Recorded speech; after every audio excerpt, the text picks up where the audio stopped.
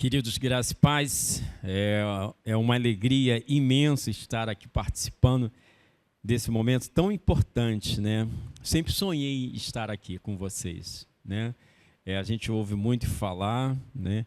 Mas às vezes a gente ouve falar, mas não participa, né?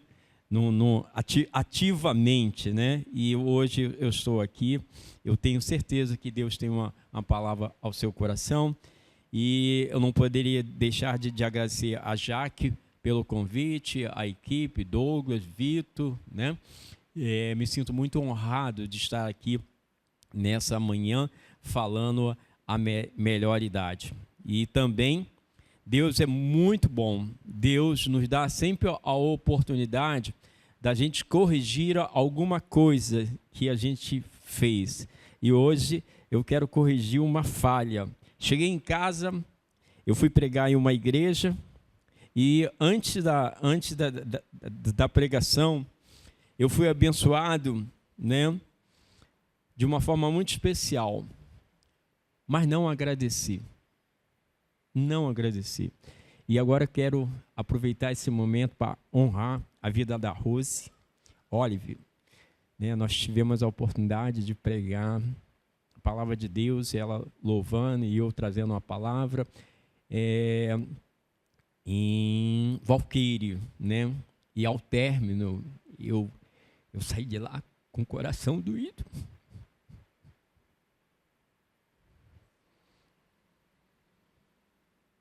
O Espírito Santo me tocou e eu queria te honrar.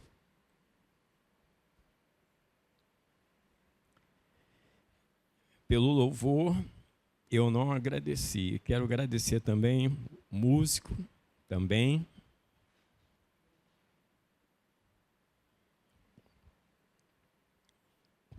Eu saí de lá muito impactado, mas eu deveria ter. E agora, Deus me permitiu agradecer a você.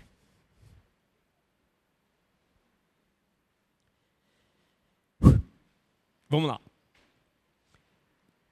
Eu queria que você falasse para a pessoa que está ao seu lado, que bom que você veio.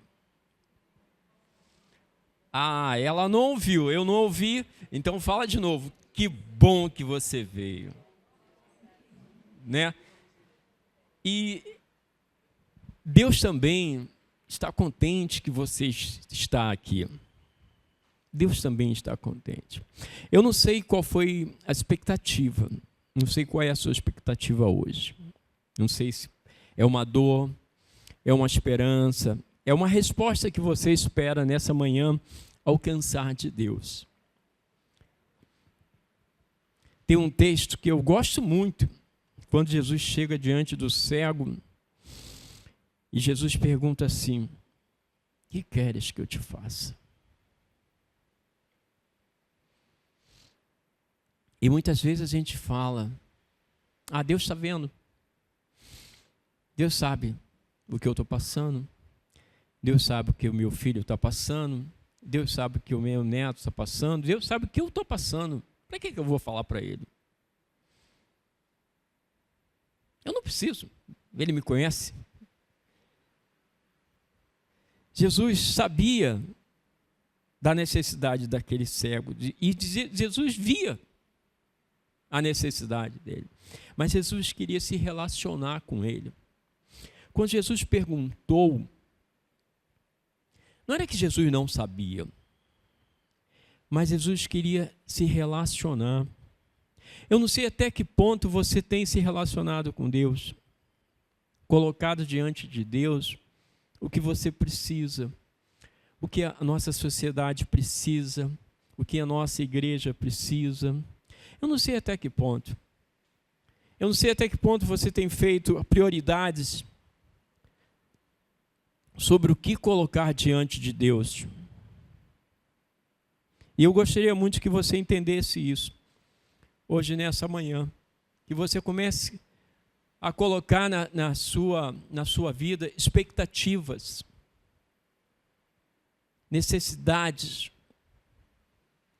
e que começasse a colocar diante de Deus. É interessante que às vezes a gente perde uma grande oportunidade. Quando a gente chega na casa do Senhor, a gente se permite se distrair com tanta coisa.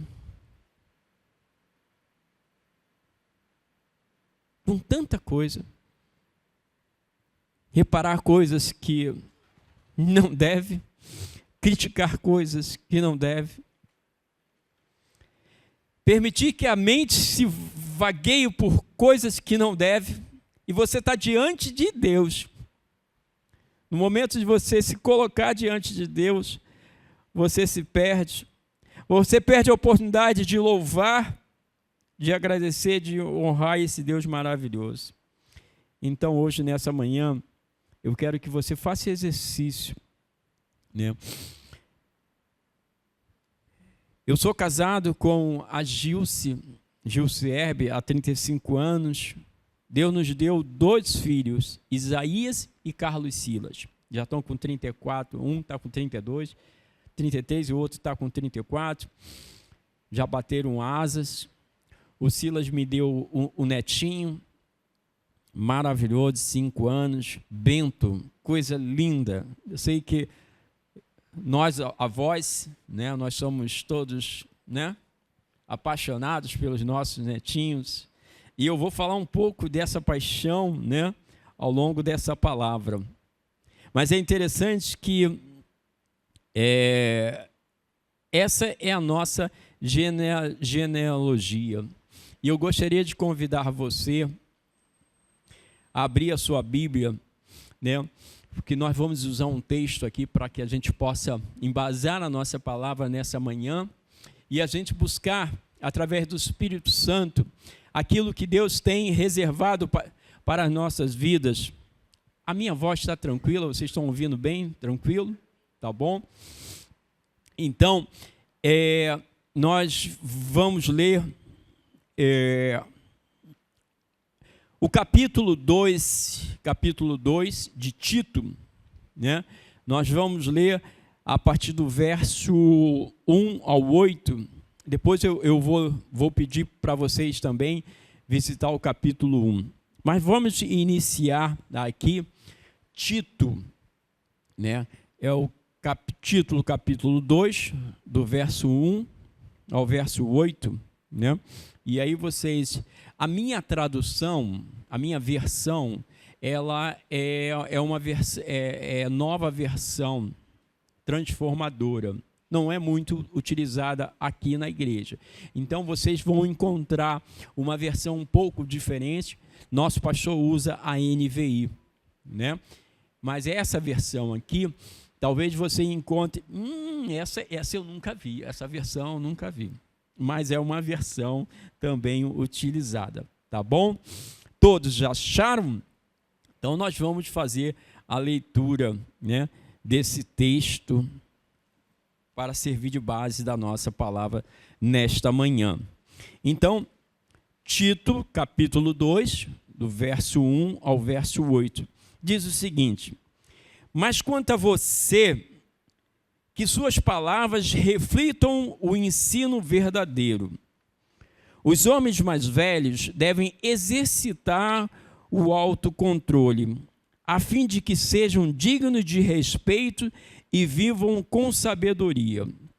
Devem ter uma fé sólida e ser cheios de amor e paciência. Semelhantemente, as mulheres mais velhas devem viver de modo digno. Não devem ser caluniadoras, nem beber vinho em excesso. Antes, devem ensinar o que é bom. Devem instruir as mulheres mais jovens a amar o marido e os filhos, a viver com sabedoria e pureza, a trabalhar no lar, a fazer o bem e ser submissa ao marido. Assim, não envergonharão a palavra de Deus. Da mesma forma, incentive os homens mais jovens a viver com sabedoria. Você mesmo deve ser exemplo de prática de boas obras. Tudo que fizer deve refletir a integridade e a seriedade de seu ensino. sua mensagem deve ser tão correta a ponto de ninguém a criticar.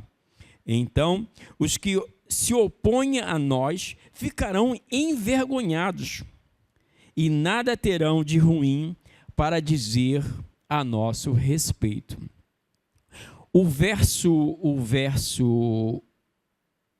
No título 1, verso 5, diz o seguinte: a razão de tê-lo, na versão NVI, a razão de tê-lo deixado em Creta foi para que você pusesse em ordem o que ainda faltava e constituísse presbíteros em cada cidade, como eu o instruí. Na nova versão transformadora, esse mesmo versículo ele está descrito dessa forma: deixo na ilha de Creta para que você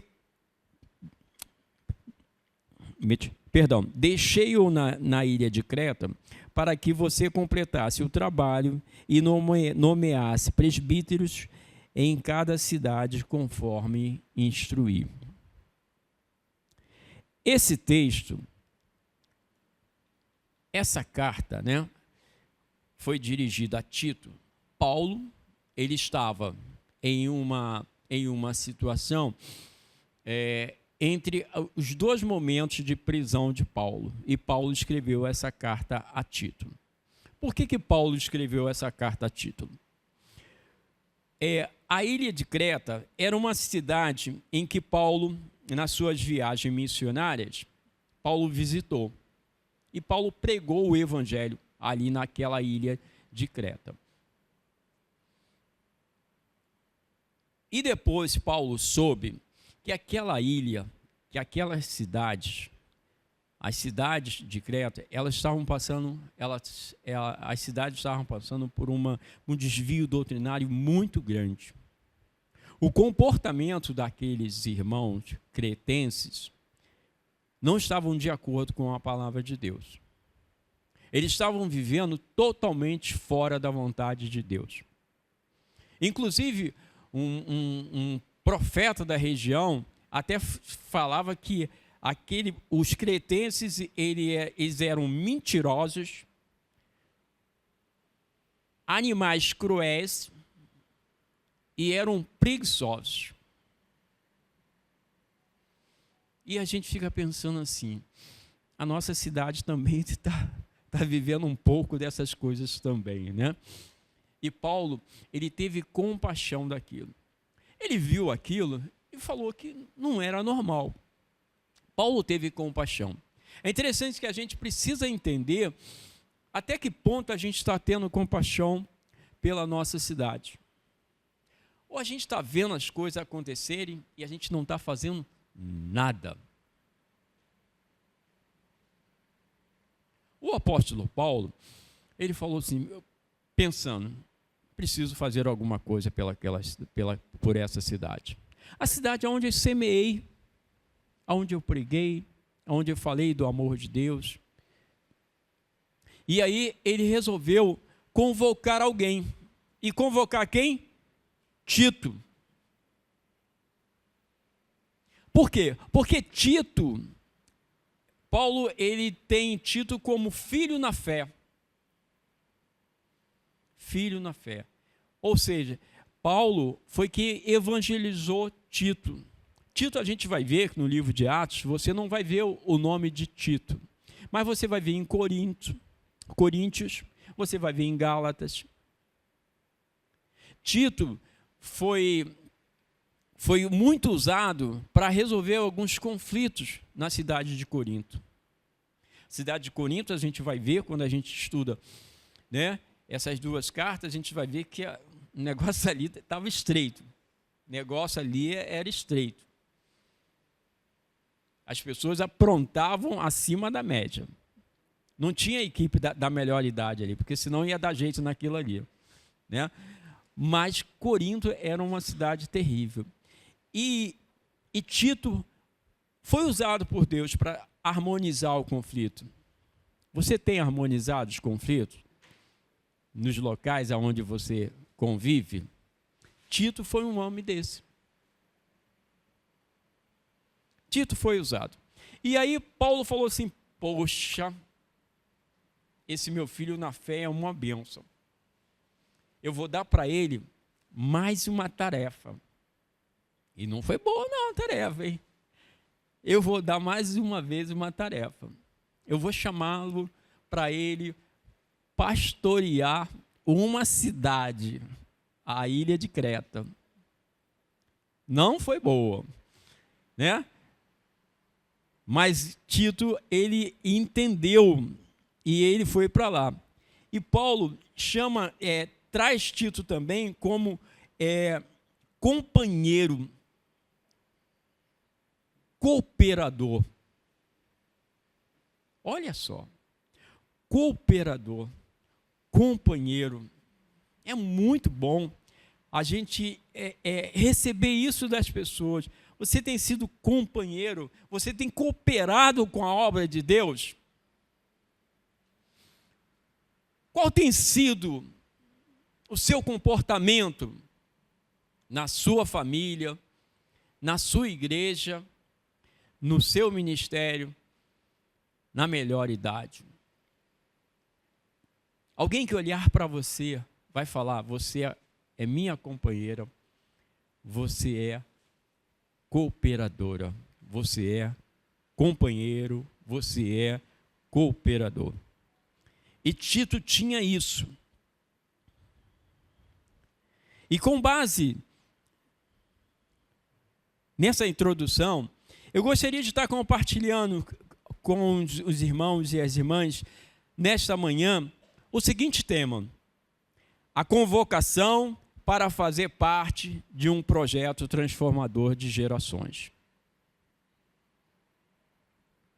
A convocação para fazer parte de um projeto transformador de gerações. Você foi convocado para isso.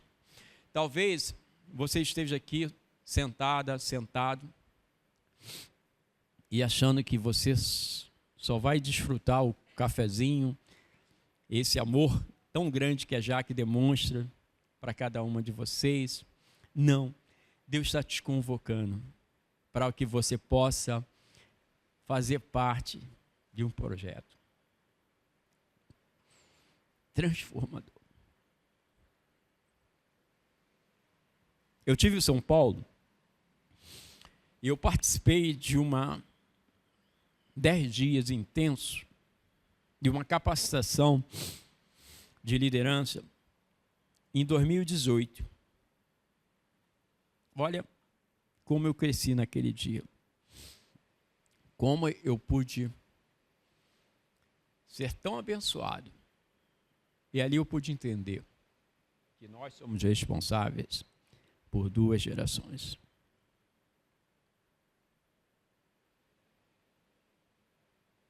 Nossos filhos e nossos netos. Hoje, a sociedade, ela tem se desviado muito desses princípios.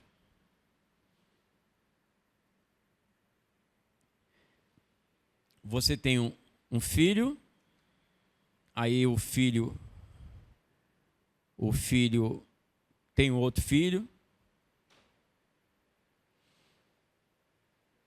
e aí os avós às vezes falam, não, mas quem vai educar vai ser o pai. Sim, ele vai educar, mas você também é parte disso. Você também é parte disso. Muitas vezes, a gente vai entender que existe uma como é que posso dizer, quando a gente trabalha na área de família, eu e o Gilson, a gente só daqui da igreja, só na atitude, nós temos 20 anos de atitude, Igreja Batista Atitude. Nós éramos aqui bem pequenos, tinham mais ou menos umas 60 pessoas quando nós chegamos no Rio Mar. E eu queria abrir um parênteses para honrar mais uma pessoa. Irmão Kleber, irmã Leonor, que está aqui. Dê um abraço no Kleber.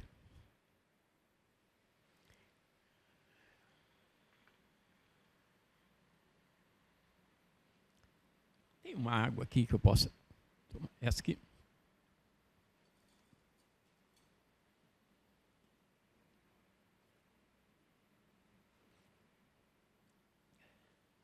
Kleber, não posso dizer que eu estou com 63 anos. Kleber tem não sei qual a idade dele, não vou nem falar, mas tem 7, 8. Sempre tive um respeito muito grande.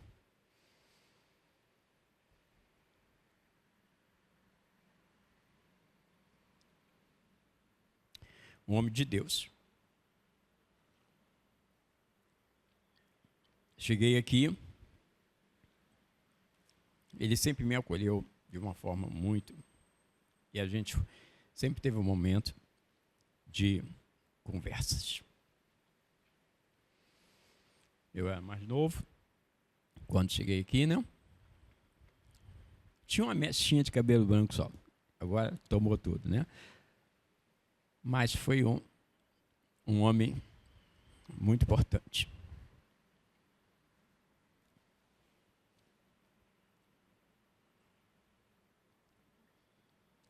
Então, eu penso que você precisa fazer alguma coisa.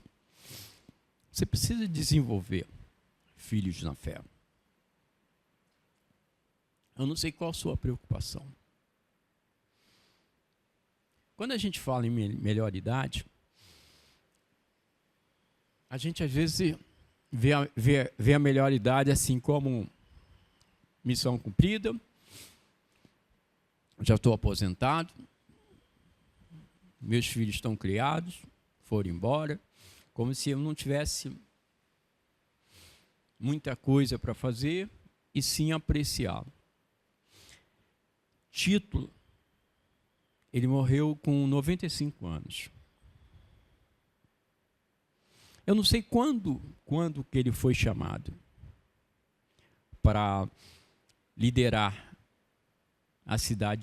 a ilha de Creta, para pastorear. Não sei.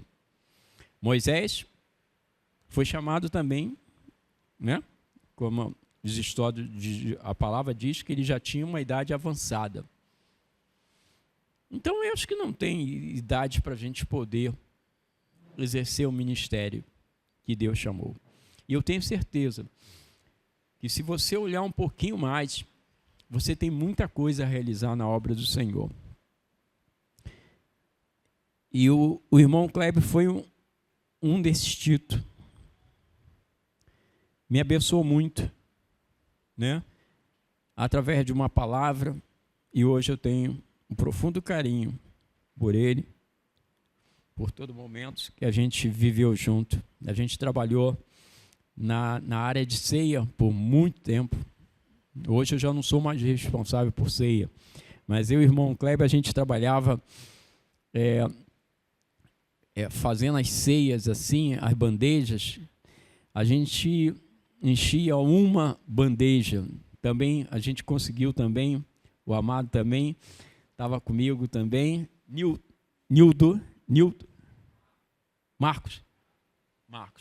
Então, a gente pôde desfrutar um pouco. Enquanto isso, a gente trabalhava, enquanto a gente estava trabalhando na obra do Senhor, a gente trocava as ideias, a gente alinhava pensamentos, a gente alinhava postura, a gente conversava, a gente abria coração. Então, tudo isso, realmente, a gente pôde viver isso aí. Mas eu queria, dentro dessa perspectiva que Paulo chama título, e sobre essa convocação, é muito interessante que como eu sou militar aposentado, servi por meus 32 anos, já aposentei.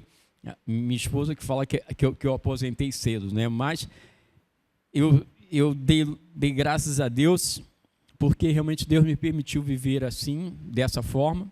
O tempo que eu tinha que cumprir, eu cumpri. E realmente, pela a minha função, acabei me aposentando cedo mesmo. Me aposentei com 49 anos, né? Mas nunca deixei de trabalhar na obra do Senhor. Então, eu sempre falo, o que Deus me paga para eu trabalhar. Eu sou voluntário aqui na igreja, mas eu louvo a Deus, porque eu tenho um patrão que me paga para mim trabalhar. Eu louvo a Deus. Cuidado dele, a gente poder exercer várias funções em diversas áreas. Então, eu louvo a Deus por isso. Então, eu sou muito grato a Deus. Minha esposa também se aposentou.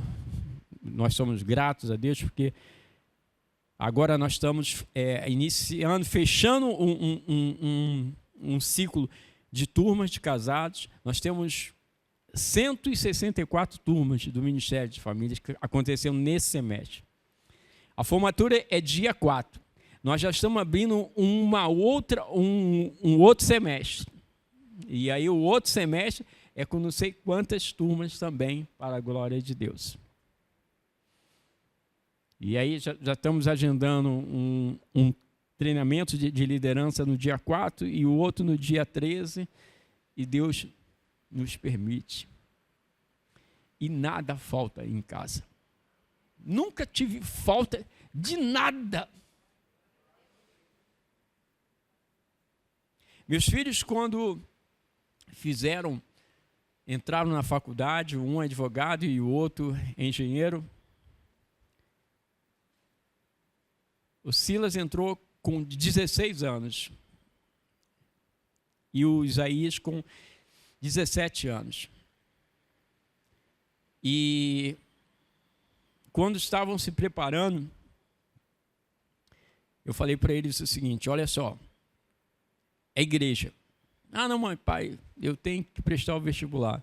É igreja. Vamos para a igreja. Vamos para a EBD. Agora aqui, escola ministerial, né? Mas eu venho de uma igreja batista bem antiga, né? A gente trabalhava com EBD. Não sei quem é de tempo de EBD. Já ouviu falar EBD? Não, então é EBD. E eu sempre primei muito por isso. E às vezes a gente fala, não, porque eu estou fazendo um concurso, que eu vou fazer o Enem, porque eu vou fazer aquilo, eu vou me afastar da igreja. Negativo. Todos passaram. Silas passou para o UFRJ, Isaías passou para o UERJ, todos passaram. Priorize a casa do Senhor. Não vamos deixar de fazer o que nós temos que fazer, mas priorize a casa do Senhor. Deus te conhece. Ele vai te dar o que você precisa. Não tenho dúvida.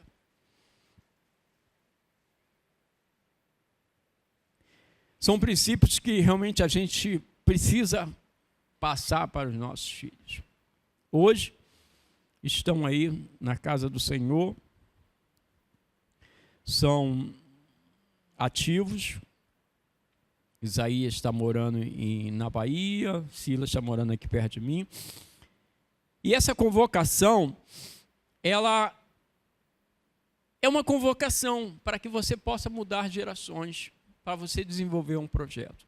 O apóstolo Paulo, quando chamou Tito, ele sabia que Tito tinha capacidade. Deus está te chamando porque Deus te conhece, sabe que você tem potencial. Você pode falar para o seu netinho, você pode falar para a sua vizinha, você pode falar alguma coisa para a sua amiga, você tem potencial. E Tito era esse cara que Paulo confiava. E Deus também confia em você para que você possa. Essa convocação para a transformação de geração. Você sabe que você pode mudar muita coisa. Voltando até a falar sobre isso, a gente trabalha com família, a gente vê que alguns casais, às vezes, eles têm comportamentos que são reprodução de padrões.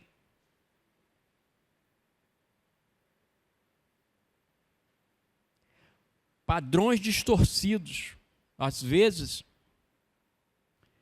padrões errados, padrões fora da vontade de Deus, gerado ou iniciado nos seus avós.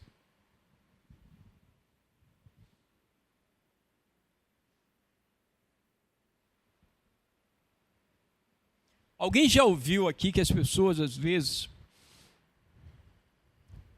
bebem porque o avô bebia, o pai bebia, e aí vem todo mundo bebia.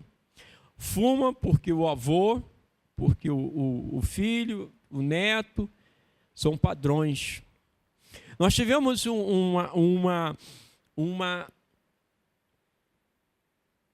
irmã uma vez, de uma antiga igreja nossa, que a filha dela estava passando por um problema muito complicado no casamento. Muito complicado.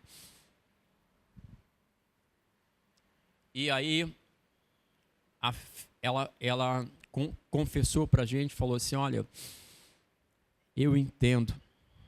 E esse casamento dela vai acabar dando em divórcio mesmo.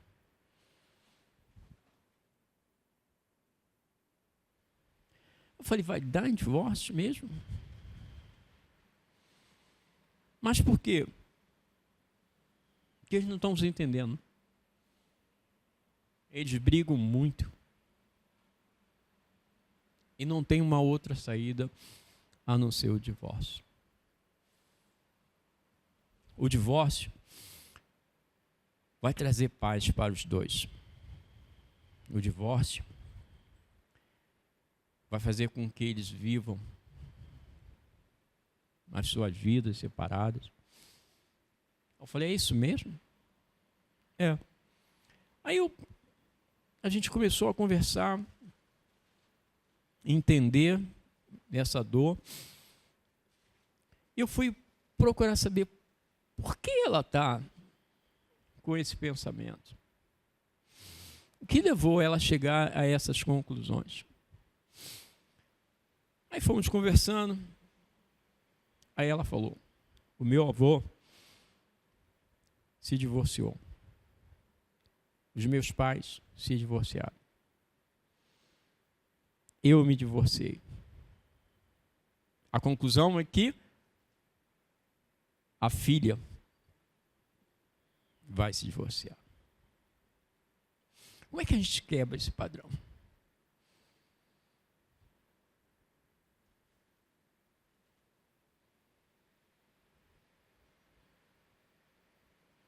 Como é que a gente quebra isso?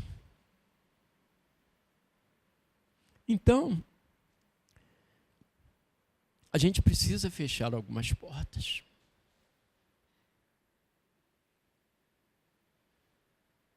Porque senão, seu neto vai sofrer.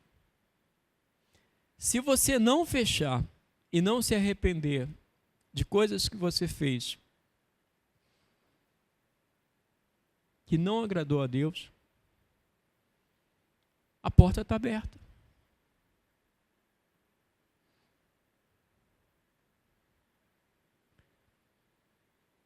Chegou um momento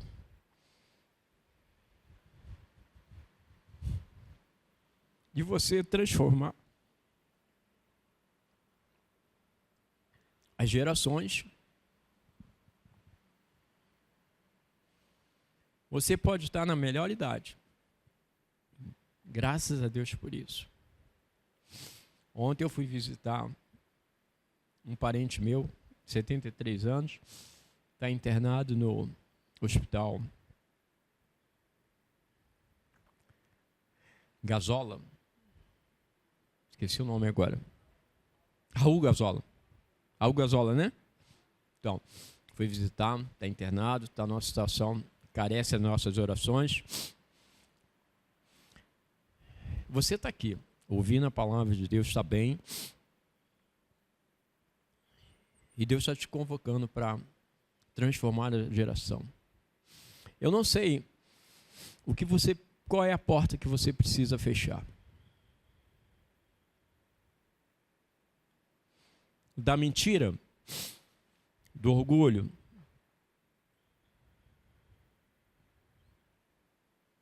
da quebra de uma aliança, de uma vida superficial diante de Deus. Eu não sei qual é a porta que você precisa fechar. Mas você sabe que as suas gerações podem repetir esse padrão? E você quer isso para as suas gerações? Quando Paulo convocou Tito, ele queria mudar aquelas gerações. Ele queria que aquela geração, aquela cidade, vivesse o novo. E você? O que você quer para as suas futuras gerações? Então hoje eu queria que você pensasse nisso. Deus está te convocando para que de uma forma ou de outra você pode falar: essa porta eu fechei. Essa eu fechei. Os meus filhos não cometerão, os meus netos não cometerão os mesmos erros. Posso ouvir um amém? Que o Espírito Santo possa trazer para você portas que ficaram abertas por algum motivo, mas elas precisam hoje ser fechadas. Existem situações que às vezes você precisa pedir perdão a alguém que vem na sua mente. Você precisa pedir perdão. Você precisa falar que ama. Você precisa reconsiderar algumas posturas. São portas que ficam abertas e a gente precisa pensar. Agora, como se preparar para este projeto? Você pode estar se perguntando, você foi convocado, agora como se preparar para esse projeto? E aí, primeiro, você precisa entender e assumir de uma forma relevante o seu chamado nesta geração. Você está entendendo? Para se preparar, você precisa entender, sair daqui entendendo e assumir de uma forma relevante. Pastor Carlos, eu entendi.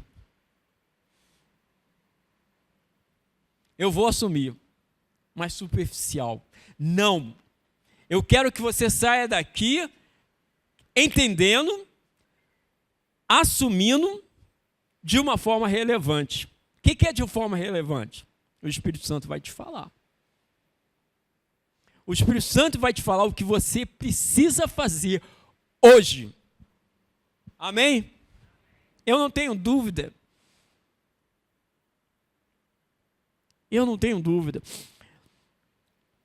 Entender é fundamental. Olha só. Às vezes a gente não consegue realizar alguma coisa porque a gente não entendeu.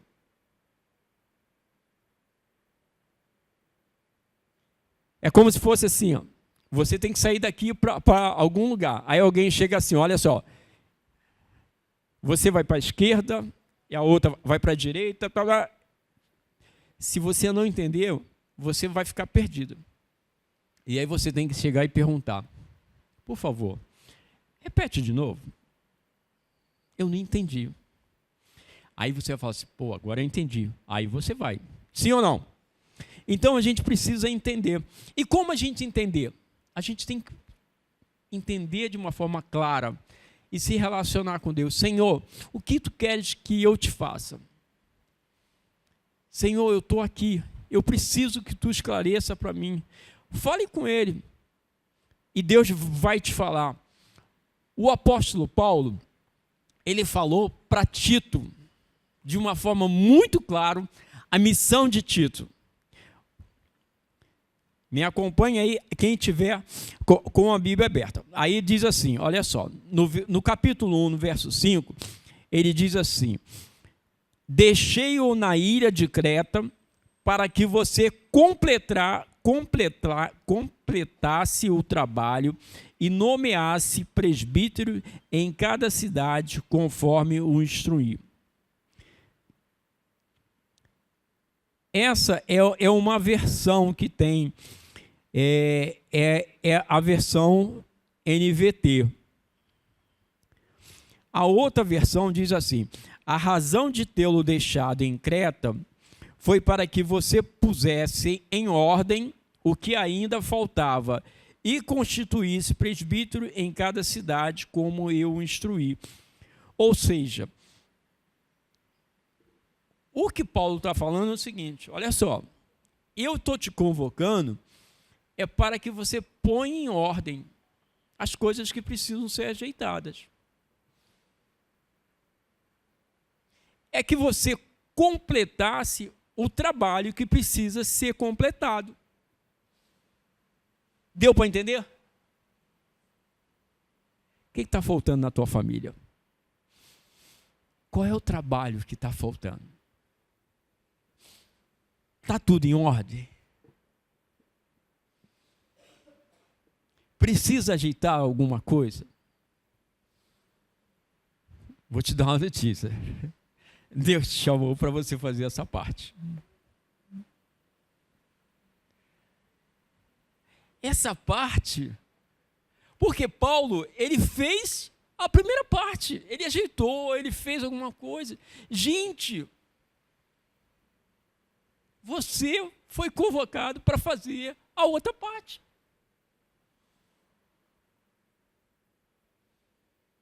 Eu tenho certeza que Deus já falou, já fez muita coisa por você, para sua família, para sua geração.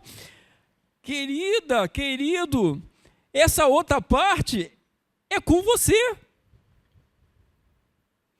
Sim ou não? Essa outra parte é com você. E é quando a gente pensa em serviço militar, a gente pensa assim. É bom que eu posso falar na terceira idade, só tem ali os jovens ali, mas, né? Mas a terceira idade, a gente pode falar o seguinte: quando eu era jovem, a gente via muito isso. Olha, 18 anos, todo homem aos 18 anos tinha que se alistar. Todo homem tinha que se alistar. Com exceção, às vezes, um ou outro, por algum motivo, mas todo homem ele tinha que se alistar. E ele ia ser recrutado, ele ia ser treinado. Para quê? Para a guerra. Eu tive um comandante que ele falava assim: todo militar que não acredita em guerra é um ladrão. Que não acredita na possibilidade de guerra é um ladrão. Eu falei, mãe, como? Está roubando, é um ladrão. Sabe por quê? Porque você pensa bem. Se eu vou preparar alguém, instruir ele, porque eu acredito na possibilidade de guerra. Senão não teria sentido. Sim ou não? Não teria sentido. Eu falei, realmente, a gente. Mas, graças a Deus, eu não fui para a guerra, mas eu estava sempre tive a visão de que, se fosse convocado, eu estaria preparado. Talvez você esteja pensando, eu estou aqui na igreja, pastor Josué está pregando aquela palavra linda, maravilhosa, e pastor Josué tem pregado aí, como sempre, né? Aos domingos, então você não pode perder. Cada domingo aqui eu saio cheio de ensinamento, cheio da graça do Senhor. É claro que o Espírito Santo é que nos toma, nos traz à mente aquilo que a gente precisa entender claramente. Tem as quartas-feiras, você tem as células, né? Você tem esse momento de culto aqui, tudo uma preparação. Você acha que é à toa? Tudo isso que Deus está derramando sobre a tua vida é à toa? Não é. É porque Deus quer te usar. Deus quer te usar. Talvez você possa pensar assim: ah, não, mas eu não tenho. Você está preparado sim. Ah, mas eu não tenho condição. Você tem condição. Pensa nisso. Como se preparar para esses projetos? Precisa entender, segundo, precisa entender que as palavras devem expressar o ensino verdadeiro que cura e santifica. As palavras, claro, que saem em sua boca, devem expressar o ensino verdadeiro. Você tem se preocupado com expressar o ensino verdadeiro? Quais têm sido as palavras que você dirige às outras pessoas, aos seus entes familiares? Quais têm sido as palavras? Será que é o que você tem aprendido aqui na igreja?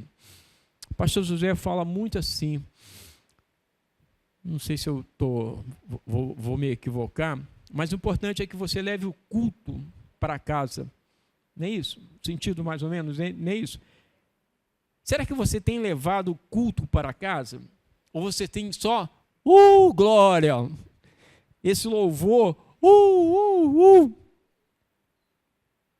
Só tem mas você tem levado para as outras pessoas? Hoje a gente tem a gente tem essa linguagem, você tem compartilhado com as outras pessoas o ensino verdadeiro? Ou você tem se colocado a sua filosofia de vida, as suas dores? Ou você tem reproduzido os padrões ruins? Pensa nisso, tá? Para você se preparar para esse projeto, você precisa expressar o ensino verdadeiro. A palavra de Deus diz que a gente precisa buscar na sua palavra. Timóteo 3, 2 Timóteo 3,16, ele diz assim: porque toda a escritura é divinamente inspirada e proveitosa para ensinar, para corrigir, para instruir o homem de Deus, para toda boa obra. Amém? E de repente você pode estar em dúvida sobre isso. Busque na palavra esse ensino verdadeiro. Se debruce a estudar a palavra, a buscar na palavra isso aí. Então, você precisa entender, deve expressar o ensino verdadeiro. Invista nesse tempo no estudo da palavra. Porque o apóstolo Paulo, ele vai falar no verso 2, no capítulo 2, do verso 1, diz assim, ó: mas quanto a você, que suas palavras reflitam o ensino verdadeiro.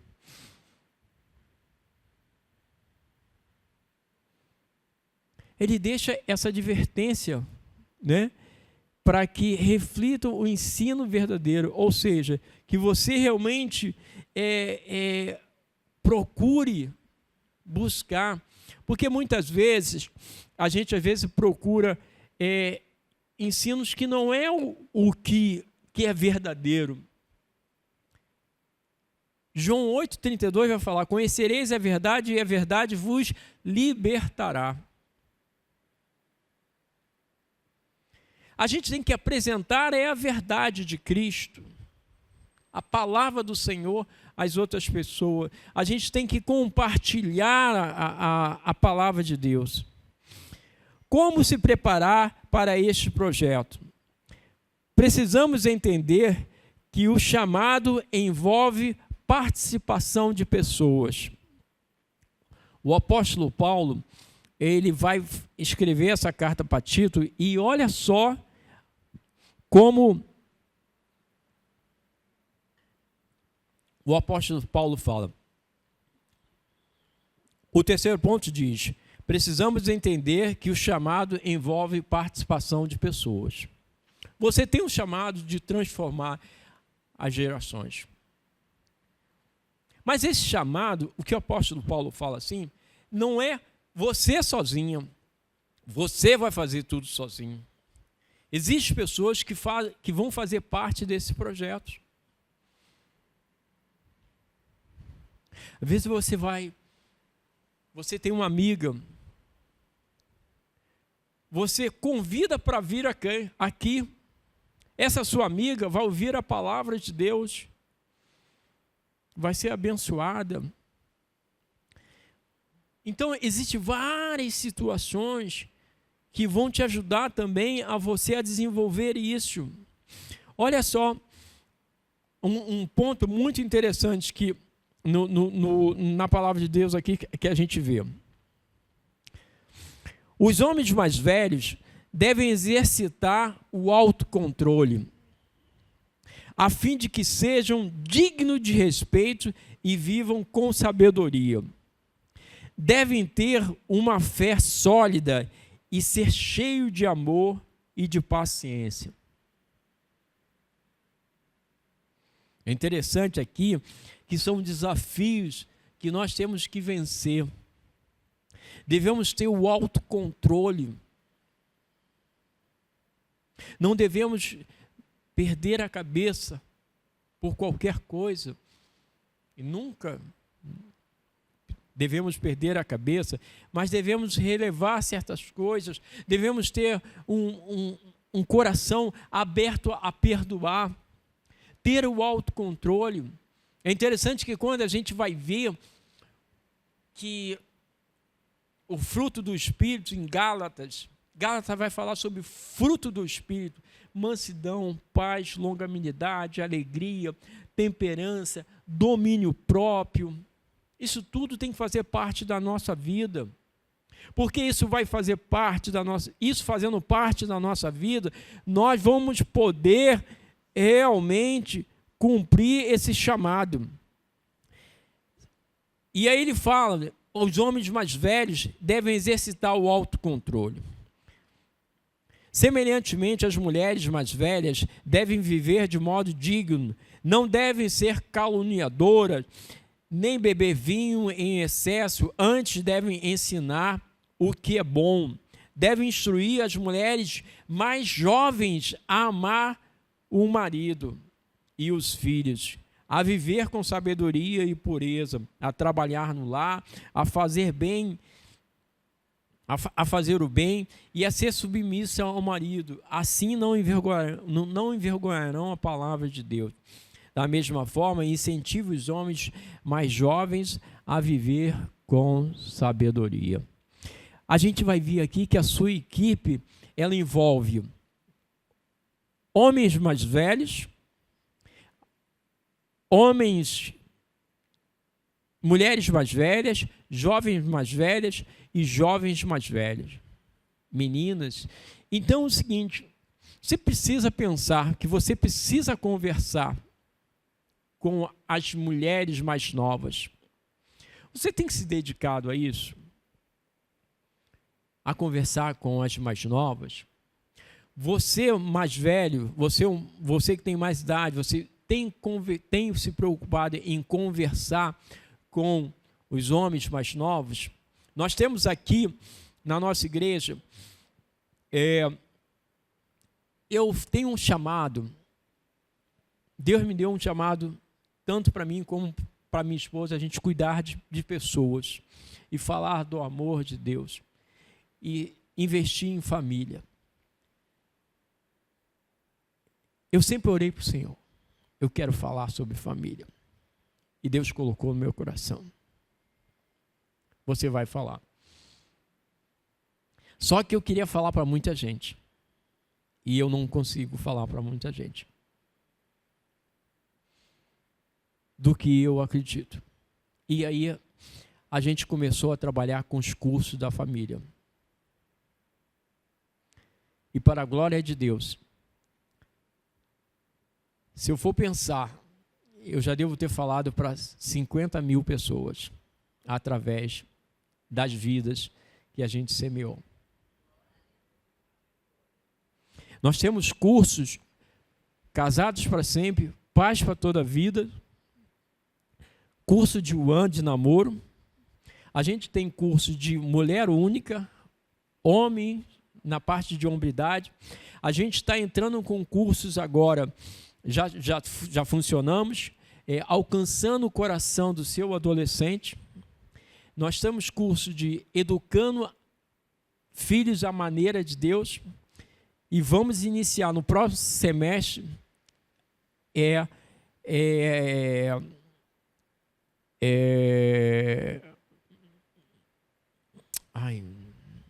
a chegada do bebê, alguma coisa assim.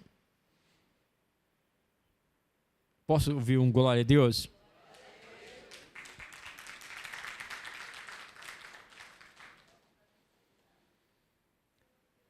É isso que a gente faz.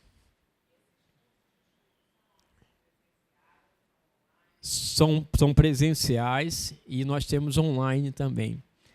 E a gente não consegue estar em tudo quanto é lugar. Hoje, nas IBAs nossas, nas igrejas IBAs, nós estamos com todas as IBAs ministrando esses cursos.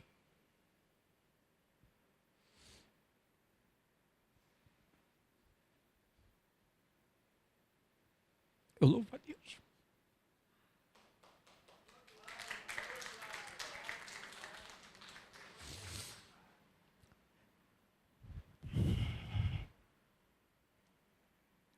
A gente precisa mudar as gerações. A gente precisa mudar as gerações. E Deus conta com você. Deus conta comigo. Deus conta com você. A gente precisa. Paulo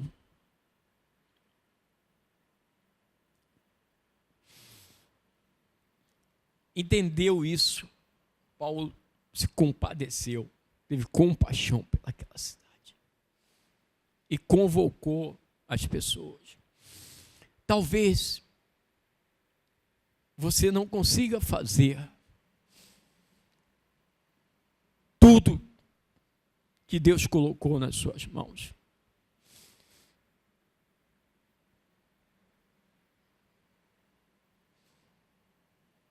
Mas o seu neto, o seu filho, ele pode fazer. O seu vizinho pode fazer. Eu entendo o seguinte, que a semente que você plantar, ela pode dar muito fruto, fruto que talvez você nem colha, mas outros podem colher. Eu queria sair daqui desse local hoje, com a certeza de que você vai semear alguma coisa na vida de alguém.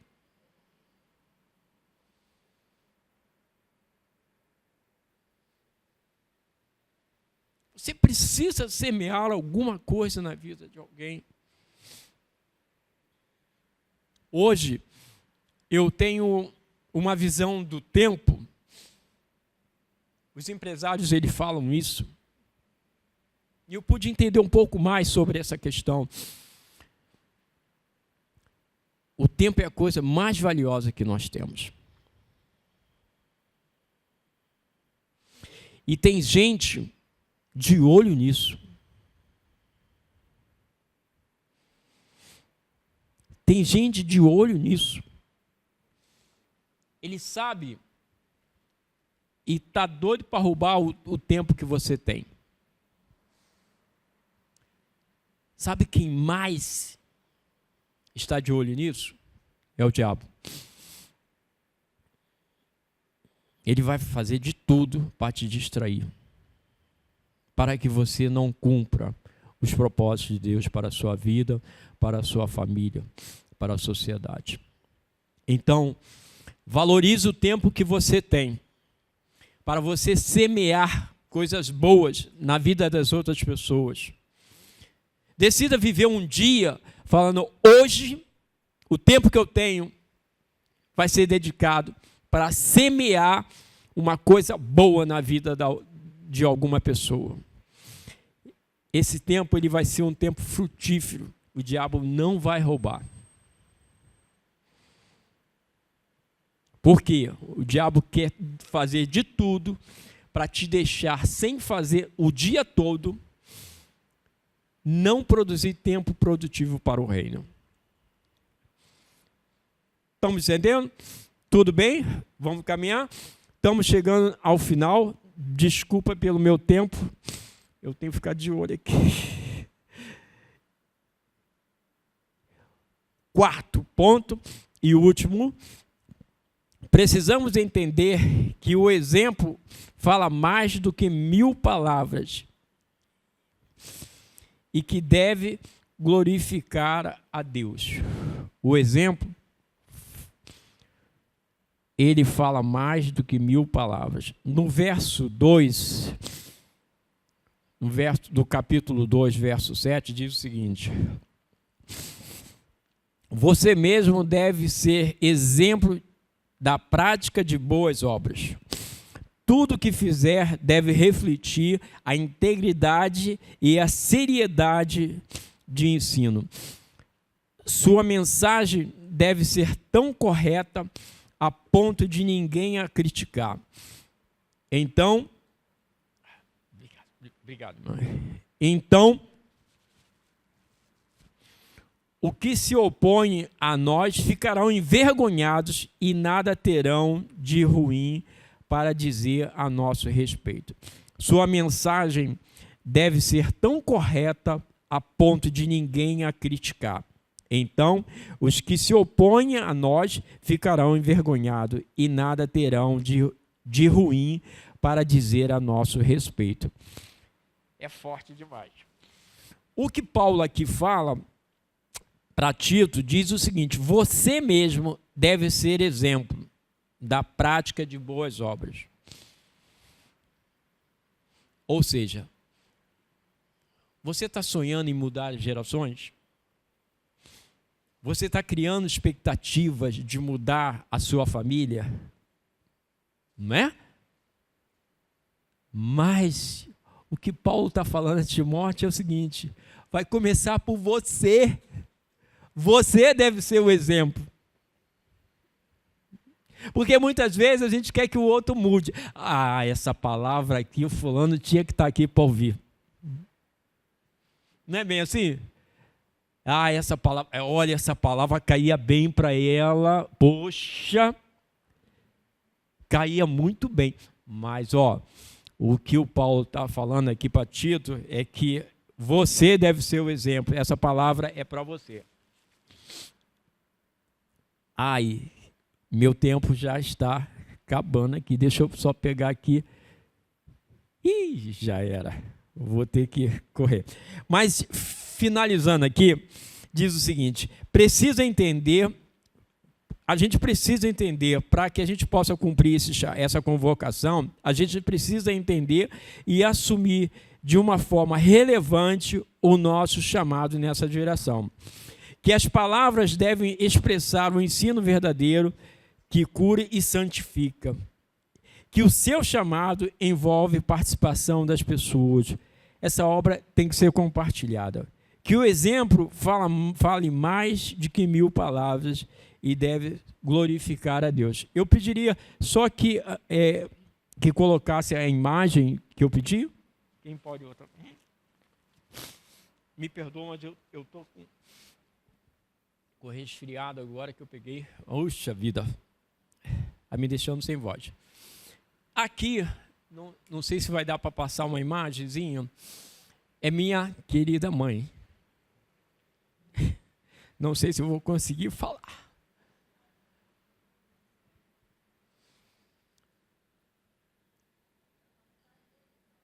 Tá, Aqui minha esposa, minha mãe, a gente passeando ali em Cabo Frio. Sim, pode passar. E aí a gente no barco, vai. A minha mãe, onde eu morava, sim. A minha mãe na igreja. Minha mãe na célula. Minha mãe aqui na célula. A célula que a gente tem aqui no Recreio. Minha mãe no Casados para Sempre. Vai? Minha mãe dirigindo o carro, tirando onda, não dirige, mas tirando onda, né? A minha mãe numa viagem com eu e o Gisso em Cabo Frio. Sim? Passou? Passa a primeira. Minha mãe, lá em casa, a gente fazendo ceando.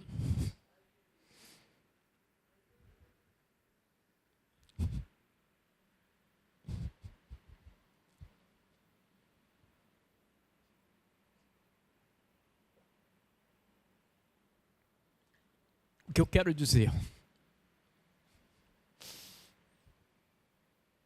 Aprendi muito com ela. Em todos os momentos. Na ceia. Na célula. Casados para Sempre, que eu gosto. Viajando. Na minha casa. A gente exercitando. Ela só voltava a pular na piscina. Era doida para pular na piscina. Minha mãe está com 88 anos.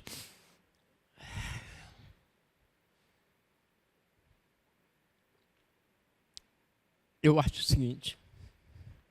Se ela estivesse aqui, ela está com a minha irmã, morando agora, porque minha esposa está passando por um período de câncer, está se fortalecendo, e minha irmã está cuidando intensamente da minha mãe agora, e eu estou sempre lá também. O que eu quero dizer para você? Aproveite a oportunidade que você tem de estar com seu filho, com seu neto. Minha mãe aproveitou. Eu tenho certeza,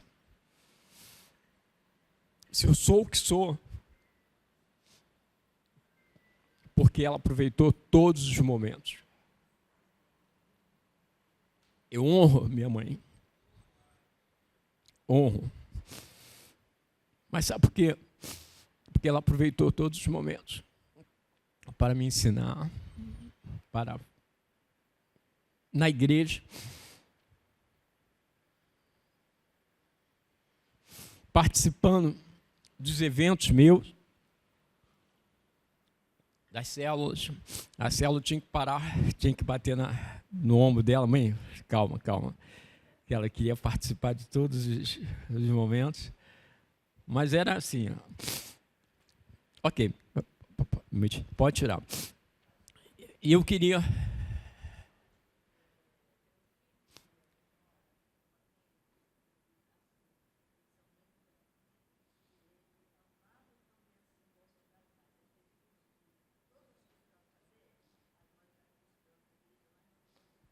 Amém. Louvado seja. Obrigado. Louvado seja. Que Deus possa estar fortalecendo seu filho. E eu queria te convidar agora, se você entendeu a convocação.